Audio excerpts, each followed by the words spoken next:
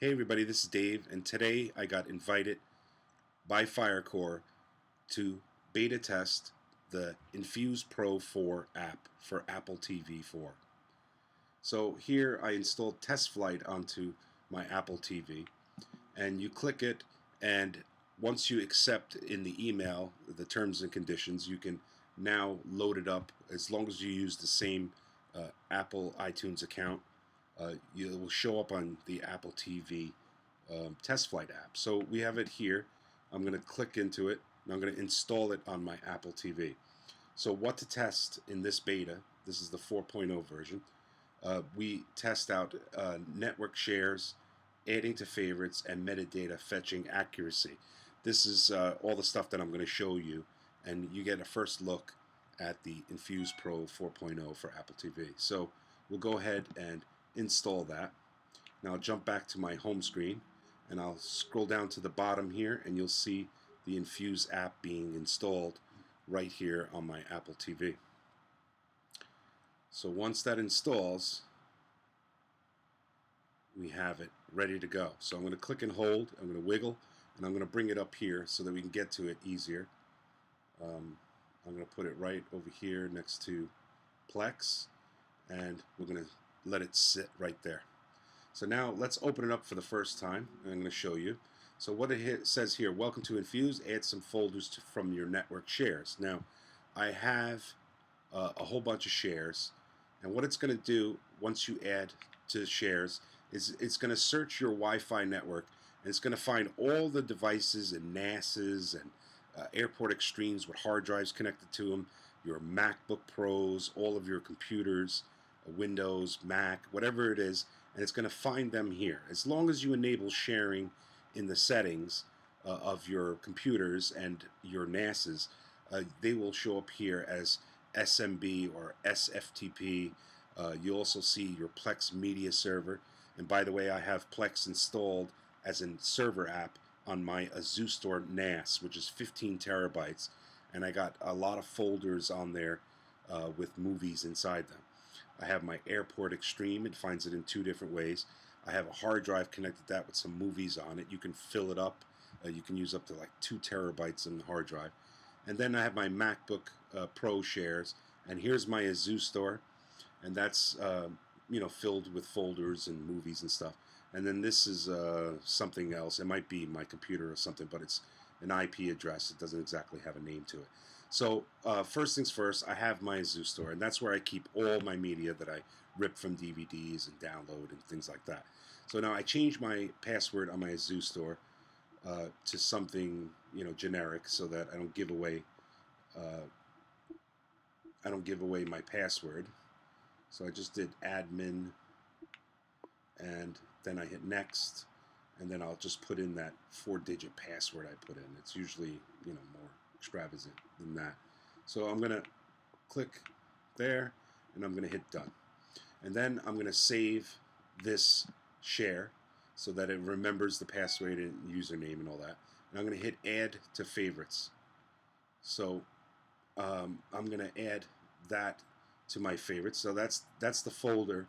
These are the folders that are inside my NAS, and I even have a hard drive hooked up to my NAS in the back with USB, and that shows up as well. So I have all my movies and media, and I can now have them subfolders of all my different subjects, like Dad's movies, Dad's TV shows, kids movies, kids TV show. I got a Looney Tunes folder with a bunch of Tom and Jerry's, some classic movies, classic TV, all that good stuff. So I'm going to step back by hitting the menu button on the remote, and I'm going to back out of here for a second, and that's a saved share. So I went ahead and took the liberty of signing in to other shares on my network. I have my MacBook Pro, I have my Airport Extreme with a hard drive attached to it with some movies in it, and also the Plex media server. So save shares are ones that remembers the username and password. Plex doesn't have a username and password because I don't have it set up that way, so it automatically finds it as a save share. When I clicked it down here, it brought it up here and it saved it. So now it's going to remember all of these shares. All right, so now what you do is now you click onto the particular share, and you can add. It should say add a favorite. So we're gonna hit add a favorite, and we're gonna go down to media. That's where I keep all my movies and TV shows and stuff like that. And I got all my subfolders and everything. Let me back up. Now you back up by hitting the menu button, and I'm gonna press and hold the click button on the Apple remote, and I'm gonna save this to a favorite. And you'll see the little star show up there. So now when I back up and I go up here, I go to my main page, you're going to see my media folder on my Asustor NAS. And inside that folder, you're going to see all my subfolders on here. This is a loose movie. It's not in the folder. So now if I go to Dad's Movies and I click that, excuse me, it's going to open up and show all the metadata being populated in for every movie that I have here. And that's, great. It's going to, find everything, providing, of course, you have the name of the movie correctly written, and maybe even have the year in parentheses. And when it comes to TV shows, you want to make sure you have the name of the TV show, and then you want to have S season 01 episode 05. So you write it that way when you save it onto your NAS. And then you could see that Infuse found almost every single one of my movies. There's one here that it didn't find. So now let's click into that movie that it didn't find the right metadata. And it's because it's written weird like that. You see with the dots and everything. So I can go into edit right here, and I can find that movie. I don't even know what that movie was called. Let's see. A Most Wanted Man. Okay, so let's try to find that. All right, so we'll do A, and then we'll do space, and then we'll do M, O, S. Here it is. A Most Wanted Man. Right here. So I'll click that. Now watch this. Boom. The right metadata shows up. That's sweet. And it will save it onto your Apple TV hard drive so that you can have the correct artwork. Now you can see I have two movies that I put on my NAS that are exactly the same, but they all both show up. Then I have all my movies here. Here's another incorrect one right here, Alexander. And then this one, all creatures big and small. That's not written correctly, so it didn't find the metadata for that. But the good news is that you can edit your metadata. Now, let's go into the movie, and I'm going to show you another great feature of the Infuse 4 app. I have the movie playing here. This is like a 720 movie. It's not the greatest quality, but I have a couple of downloads. Now, the best thing is that you can have any media format that you want. We can fast forward real quick. Look how fast it jumps. Actually, you know what? This is just a clip. That's why it didn't have it right. So we can now go in let's go into a different movie. I'm going to go into a different movie because this one is not right. I downloaded the wrong thing. So say we have Annie here, and we go into that movie and we hit play. So now the Annie movie pops up, and it's going to start playing. And we're playing the movie, and it's going to jump to a different thing. Now, what we can do is you can scroll down from the top on your remote. Just scroll down, and you'll be able to change your... You can see the info here, and you can change your audio to do Dolby Digital over HDMI. You can also find subtitles. Now, if you don't have a subtitle file inside of your NAS next to that movie, you can go and get more subtitles at subtitle.org. So say I wanted to find a Spanish subtitle, I can go here and just click on this. It's the same movie, and I get a Spanish subtitle. But what if I want other languages? Here it is. There's a whole bunch of languages that you can choose from.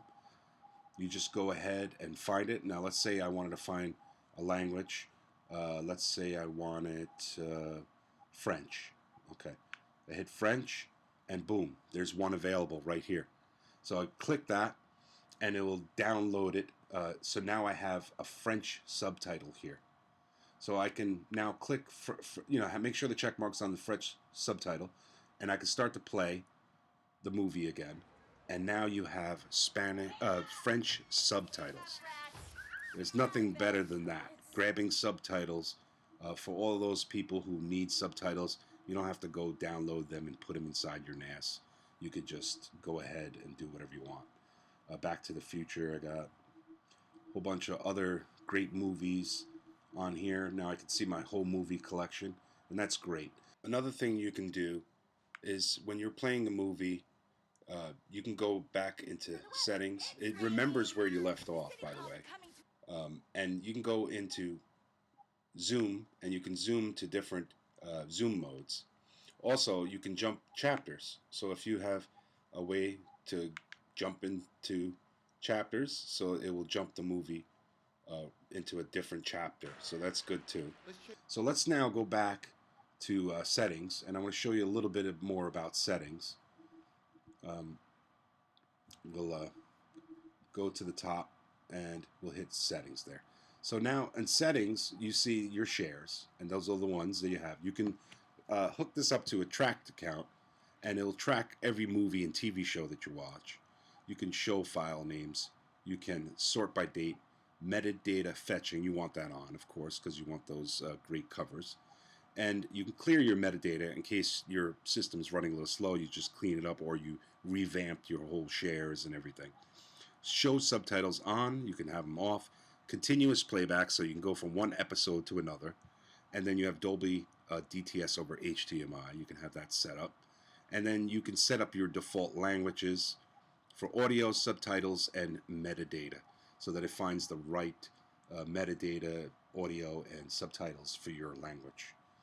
So let's go back into shares, and we have now my Airport Extreme. So I have my Airport Extreme. I can add a favorite folder that's in that Airport Extreme, and I call it AirDrive. That's my folder that I created inside that hard drive that's hooked to my Airport Extreme. And it will search it. It's going to go through its credentialing because I put the username and password. I don't have to keep retyping it. And it's going to show that, and I have video, pictures, and music. These are the folders, subfolders that I have in it. So I have video here, and I can pull other, pull videos from here, and I can create shares. So if I press and hold this again, it's going to add that to the share, but I'm not going to do that. I'm just going to stick with my Asustor. Now you could also do music. So say I have Aerosmith, and I want to, let's say I want to save that whole Aerosmith folder. So I can hit add, and it's going to save that folder. Let's see how music plays on the Infuse app. So I save that. Now we're going to go back, stepping back, and we'll go to movies, and we'll step back. Oop, can't step back. You got to come down into the movie and then step back, and then step back. So now we have Aerosmith here, and that's from my Airport Extreme. So I'm going to hit Aerosmith. It says empty folder on that one. Let's see, this one, I just threw these on. You know what? This is not going to work for music. Maybe in the future it will, but you know what? It didn't work. So I have to find out a little bit more about that. Remember, this is a beta, so we have to take it for what it's worth. I guess this is for video only. Let's try it again. We'll just do this. Yeah. See, they're not showing up. So obviously music doesn't show. But if you have music videos, that will show. Anything that's a video, of course. So we're going to stick with just my media folder for now. But like I said, you can go and, get this when it comes out in a couple of months, I guess. And you're going to be able to throw on everything without having to install a server on your computer or your NAS or whatever. All you're going to do is pretty much peek into all of your servers and computers, find a particular show, and link your Infuse app to that show, or to that folder, or to that NAS. So this has been the Infuse app. I hope you enjoyed this preview of the beta. Feel free to ask questions. I answer my comments promptly. And if you have any requests, I got an email that I send all my beta information, all my testing results. And if you want to add something to it, or maybe you find a feature that you would love, just put it in and I'll submit it for you. So I hope you enjoyed this, and I will see you on the next video. Thank you.